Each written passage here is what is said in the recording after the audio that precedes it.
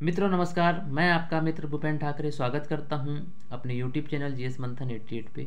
और आज हम एक ऐसे व्यक्तित्व का अध्ययन करेंगे जो एक महान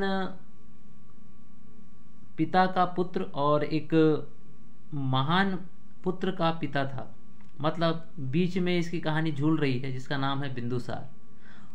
और ये मौर्य वंश के शासक चंद्रगुप्त मौर्य के बेटे हैं। तो इनके बारे में थोड़ा हम विस्तार से अध्ययन कर लेते हैं। तो बिंदुसार जो है 297 ईसा पूर्व में गद्दी पर बैठे और 273 तक इन्होंने शासन किया। मतलब 273 में इनकी मृत्यु हो गई। ठीक है, तो थोड़ा सा देख लेते हैं। इनके पिता जो थे महान चंद्रगुप्त मौर्य थे। 273 बीसी में ये मगध के शासक बने। कौन? बिंदुसार। क्योंकि 297-98 में ये जो थे चंद्रगुप्त मौर्य साहब, ये कहाँ निकल गए थे? चंद्रगिरी पहाड़ी में, और मतलब श्रवण बेलगोला नामक जो स्थान था वहाँ ये चले गए थे और संलेखना पद्धति से इन्होंने अपने देह का त्याग कर दिया था। ठीक है, इनका उपनाम क्या था? थोड़ा सा बिंदुसार का देख लेते हैं। बिंदुसार का उपनाम जो है, बिंदुसार तो है ही, इसके अलावा सिंहसेन, अमित्रघात, अमित्रचेट्स, इस टाइप के जो है इनके नाम देखने को मिलते हैं। वायु पुराण के हिसाब से हम चलें तो इनको भद्रसार या वारिसार भी कहा जाता है। इसके अलावा राजा बलि कथा में इनको सिंहसेन भी कहा गया है। ठीक है, देखिए थोड़ी इज्जत दे रहा हूँ इनको बोल रहा हूँ मैं, वैसे तो थे नहीं ये। अमित्रघात, शत्रु विनाशक। अमित्रघात का मतलब होता है शत्रु विनाशक, मतलब शत्रुओं का नाश करने वाला। परशिष्ट पर्वन, ये हेमचंद्र जी ने लिखी थी। इसके अनुसार चंद्रगुप्त मौर्य की दूसरी पत्नी दुर्धरा से बिंदुसार का जन्म हुआ था। ठीक है, तो इनकी दो पत्नी हुई थी चंद्रगुप्त मौर्य साहब की। तो एक पत्नी इनकी दुर्धरा थी और दूसरी जो थी वो कार्नेलिया थी। मतलब कार्नेलिया किसकी बेटी थी? सेल्यूकस निकेटर की बेटी थी। ठीक है, जो 305 में युद्ध हुआ था, तो चंद्रगुप्त मौर्य ने उनकी बेटी से विवाह कर लिया था। ठीक है, एक मित्रता, एक संधि के तहत। उसके अलावा देखिए यूनानी लोग इनको किस किस नाम से जानते हैं बिंदुसार को? अमित्रचेट्स भी कहते हैं, अमित्रकेट्स भी कहते हैं, अमित्रोकेडिस कहते हैं और अमित्रकेटे भी कहते हैं। तो इस टाइप के इनके हमको नाम देखने को मिलते हैं। ठीक है, इसके अलावा हम देखते हैं तक्षशिला में विद्रोह हुआ था बिंदुसार के समय।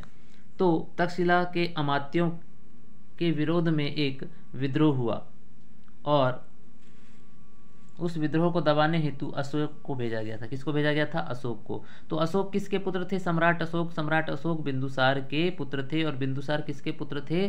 बिंदुसार जो है चंद्रगुप्त मौर्य के पुत्र थे। ठीक है, तो जब तक्षशिला में विद्रोह हुआ, मतलब वहाँ के जो अमात्य थे, अमात्य मतलब होता है मंत्री, तो मंत्रियों से तंग आकर वहाँ की जनता ने उनका विरोध करना शुरू किया। तब युवराज सुसीम, जो कि सामंतों में सबसे हेड थे, ठीक है, उनके खिलाफ भी जनता नाराज थी। और ये अशोक के बड़े भाई थे, ये भी आप लोग याद रखेंगे। सम्राट अशोक के ये बड़े भाई थे और दोनों ससीम और अशोक, ये दोनों कौन थे? सगे भाई थे। और किसके पुत्र थे? ये बिंदुसार के पुत्र थे। तो युवराज सुसीम जो थे वो सामंत थे और इनके खिलाफ क्या था? जो जनता में बड़ा आक्रोश था। मतलब जनता इसके विरुद्ध थी और इसकी नीति जनता के विरुद्ध, मतलब दोनों एक दूसरे के विरुद्ध थे और उसी के चलते जो है इनका बड़ा विरोध हुआ। उसके बाद हम लोग देख लेते हैं बिंदुसार खुद नहीं गया। भाई जाना किसको चाहिए था? राजा थे, शासक थे, तो बिंदुसार को खुद जाना चाहिए था इस मसले को हल करने के लिए, लेकिन इन्होंने खुद स्टेप नहीं लिया। असल में मत क्या है इसको आप लोग जान लीजिए। तो जो यूनानी लेखक एथिनियस थे, उन्होंने कहा कि जो सीरिया के शासक एंटीओकस और बिंदुसार, इन दोनों के बीच में बहुत अच्छे संबंध थे। इन्हीं संबंधों के चलते बिंदुसार जो है स्वयं नहीं गए, बल्कि अपने पुत्र को, अशोक को वहाँ भेजा कि जाओ भाई वहाँ की स्थिति देखना कैसी क्या है। ठीक है, पहली चीज़ बिंदुसार में एक चीज़ थी, ये अय्यासी की प्रवृत्ति थी। ठीक है, इनको मीठी मदिरा, सूखे अंजीर और दार्शनिक बड़े पसंद थे।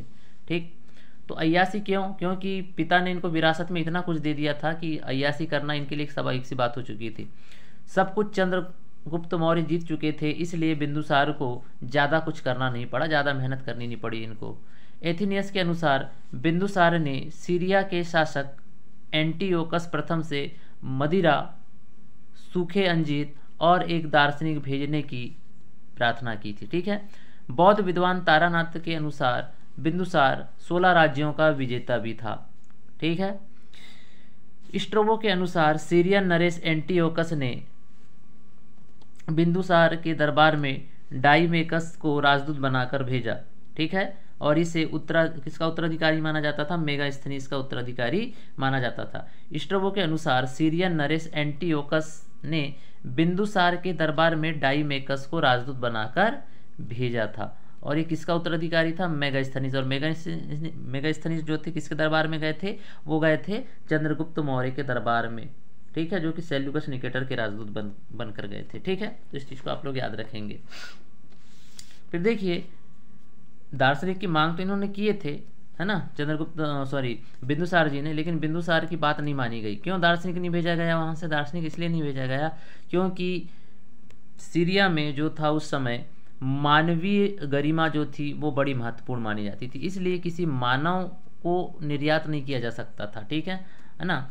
आजकल ह्यूमन ट्रैफिकिंग बहुत होती है, ये कॉमन चीज़ हो गई है, लेकिन हमको ह्यूमन डिग्निटी को भी समझना होगा, ठीक है। और यहाँ पर देखिए पुराने प्राचीन काल में भी ह्यूमन डिग्निटी को वैल्यू दी गई, इसी कारण वहाँ पर दार्शनिक को नहीं भेजा गया, उसका निर्यात नहीं किया गया। इसके अलावा हम लोग देखते हैं, सुनने में आता है कि बिंदुसार के बहुत से पुत्र थे जिनमें राजकुमार सुसीम सबसे बड़ा था और ये तक्षशिला का शासक भी था, ठीक है, इसलिए तक्षशिला में विद्रोह हुआ था इस गधे के कारण।